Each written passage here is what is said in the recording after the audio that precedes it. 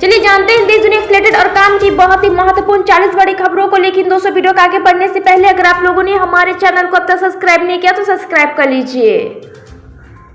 सितंबर 2022 से जनवरी 2023 के बीच कन्याकुमारी से कश्मीर तक 4000 किलोमीटर की राहुल गांधी की भारत जोड़ो न्याय यात्रा पर कांग्रेस ने कुल 71.8 करोड़ रुपए खर्च किए थे, जो कि उनके सालाना खर्च का 15.3% है।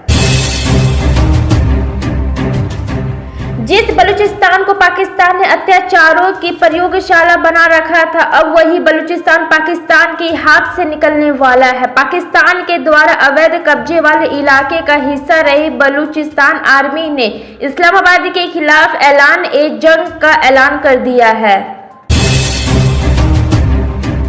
जमीन घोटाला प्रकरण में 20 जनवरी को सीएम आवास में ईडी की पूछताछ के दौरान सीआरपीएफ के जवानों ने सीएम आवास पहुंचाने का मामला तूल पकड़ चुका है। रांची पुलिस प्रशासन की रिपोर्ट व पुलिस मुख्यालय की जांच में यह स्पष्ट हुआ है कि सीआरपीएफ के जवान नियम विरुद्ध तरीके से सीएम आवास पहुंच गए थे। बिहार विधानसभा चुनाव 2020 के परिणाम के साथ भारतीय जनता पार्टी ने मुख्यमंत्री की कुर्सी नहीं बल्कि गृह विभाग पर अपनी दावेदारी ठोकी थी। मुख्यमंत्री नीतीश कुमार बन गए तब भी उसी समय से गतिरोध शुरू हुआ था, क्योंकि साथ में उप मुख्यमंत्री नहीं बने थे सुनील कुमार मोदी।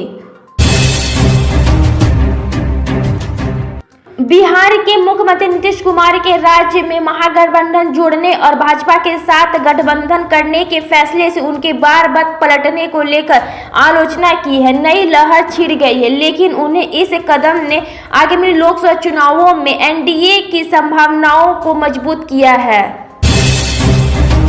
वित्त मंत्री निर्मला सीतारमण कल का दिन ही कार्यकाल का छठा बजट पेश कर दिए हैं। इस बार का ये बजट अंतिम बजट होगा, इसे मिनी बजट भी कहा जा सकता है। इस बजट से लोगों को काफी उम्मीदें हैं। वित्त मंत्री निर्मला सीतारमण जी अपनी छठा बजट पेश कर दिए। चूंकि यह चुनावी साल है, इसलिए सरकार अंतिम बजट पेश कर रही है। वैसे तो अंतिम बजट में कहने के लिए बहुत कुछ नहीं होता है, लेकिन बाजार की पूरी नजर बजट पर ही बनी रहती है। हाल ही के समय में कई देशों ने भारतीयों को वीजा फ्री एंट्री देने की घोषणा की है। रिपोर्ट के अनुसार तुर्की आने वाले समय में भारतीय पर्यटकों को आकर्षित करने के लिए वीजा फ्री एंट्री देने की घोषणा कर सकता है। भारत और पीएम मोदी के खिलाफ आंख दिखाने की हिम्मत करना मालदीव के राष्ट्रपति को भारी पड़ रहा है। न केवल भारत ने उनकी डोर कस दी है, बल्कि अब मालदीव के विपक्षी दल भी भारत से माफी मांगने के लिए मालदीव के राष्ट्रपति के खिलाफ महाभियोग प्रस्ताव ले आए हैं।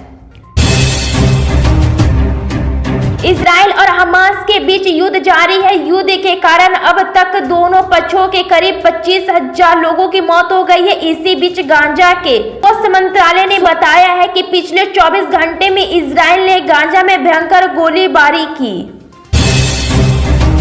भारत और ओमान ने बुधवार को एक समझौते पर हस्ताक्षर किए, जो सैन्य उपकरणों की खरीद सहित रक्षा क्षेत्र के नए क्षेत्रों में सहयोग का आधार बनेगा। मस्कट में भारत ओमान संयुक्त सैन्य सहयोग समिति की बैठक में समझौता ज्ञापन को मंजूरी दी गई। वाराणसी स्थित ज्ञान वापी मस्जिद परिसर में 31 साल बाद पूजा अर्चना हो रही है। गुरुवार 1 फरवरी यानी कि कल सुबह लोग पूजा करने के लिए तहखाने में पहुंचे थे। वाराणसी की जिला अदालत ने बुधवार 31 जनवरी को हिंदू पक्ष की बड़ी राहत मिली, जब कोर्ट से परिषद में मौजूदा तहखाने में हिंदुओं को पूजा पाठ करने का अधिकार देने का आदेश दिया। कल का दिन संसद में वित्त मंत्री निर्मला सीतारमण अंतिम बजट पेश कर दिया। इससे पहले ही देश में महंगाई का झटका लगा है। दरअसल ऑयल मार्केटिंग कंपनियों ने 19 किलोग्राम वाला कमर्शियल गैस एलपीजी महंगा हो गया है। देश में एक तरफ पहाड़ों में बर्फबारी हो रही है तो दूसरी तरफ कुछ मैदानी इलाकों में बारिश हो रही है। दिल्ली एनसीआर में गुरुवार सुबह से रुक रुक कर बारिश हो रही है। बहुत तेरे सवालों और प्रदर्शनों के बीच नरेंद्र मोदी की सरकार 1.5 बरस से पहले अग्निपथ स्वीकृत लेकर आई थी। सरकार ने तय किया कि सेना में जवानों की भर्ती अब इसी प्रक्रिया के जरिए होगी। कांग्रेस पार्टी ने फिर एक बार इस योजना के खिलाफ मुहिम छेड़ दी है। राहुल गांधी की भारत जोड़ो न्याय यात्रा के लिए राजस्थान में कांग्रेस ने डोनेशन अभियान की शुरुआत की है। अभियान की शुरुआत होने ही कुछ देर में 68 लाख रुपए भी इकट्ठा हो गए। विदेश मंत्री एस जयशंकर ने भगवान हनुमान को लेकर के दिलचस्प बात कही है। विदेश मंत्री ने कहा है कि हनुमान को बड़ा राजनीतिक बताया है। एस जयशंकर ने कहा है कि देशवासियों को बातचीत के लिए पश्चिमी देशों के उदाहरण की जगह हमें ही संस्कृति के उदाहरण देना चाहिए।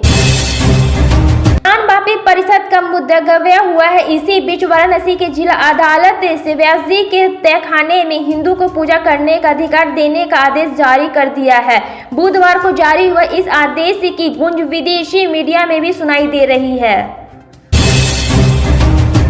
कांग्रेस नेता राहुल गांधी की भारत जोड़ो न्याय यात्रा बुधवार 31 जनवरी को एक बार फिर से पश्चिम बंगाल में दाखिल हुई। न्याय यात्रा नालंदा जिले के हरिश्चंद्रपुर रास्ते पश्चिम बंगाल पहुंचे हैं। ज्ञानवापी मस्जिद परिसर में पूजा की अनुमति मिलने के बाद पूरे देश की नजर वाराणसी पर टिक गई है। अगले 7 दिन में यहां पूजा और व्यास जी के तहखाने में प्रवेश के सभी इंतजाम पूरे कर लिए जाएंगे।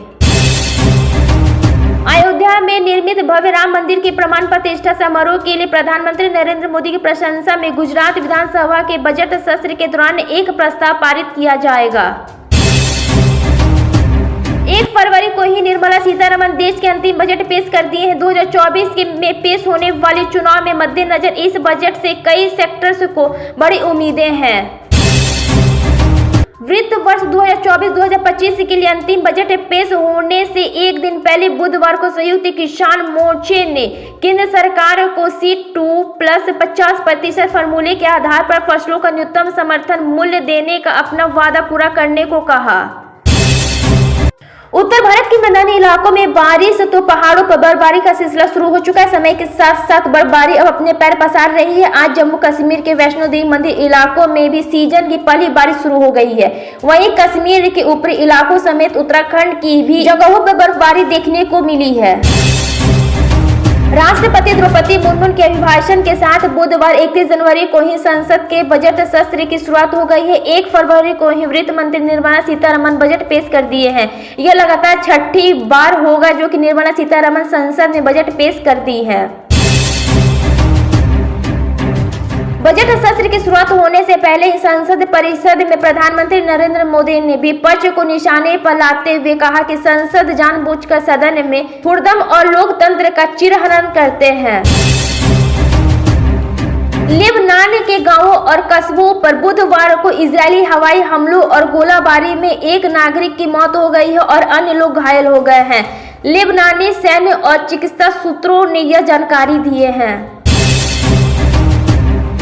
उत्तर प्रदेश में 2 फरवरी यानी कि आज के दिन विधानसभा का बजट सत्र शुरू होने वाला है। इसको लेकर के सरकार ने अपनी तैयारी तेज कर दी है। बता दें कि विधान भवन और उनके आसपास सुरक्षा व्यवस्था को 2 जोन और 7 सेक्टर में बांटा गया है।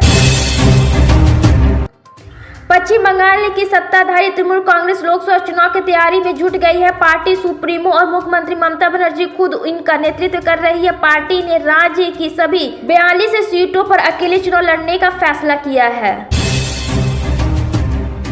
राजधानी दिल्ली में गुरुवार को सुबह बारिश के साथ हुई है। बुधवार रात से ही हो रही झिमझिम बारिश का सिलसिला आज भी नहीं थमा और आम जीवन अस्त व्यस्त हो गया। गुरुवार को बारिश की वजह से कई उड़ान और ट्रेन सेवाएं प्रभावित हुए हैं।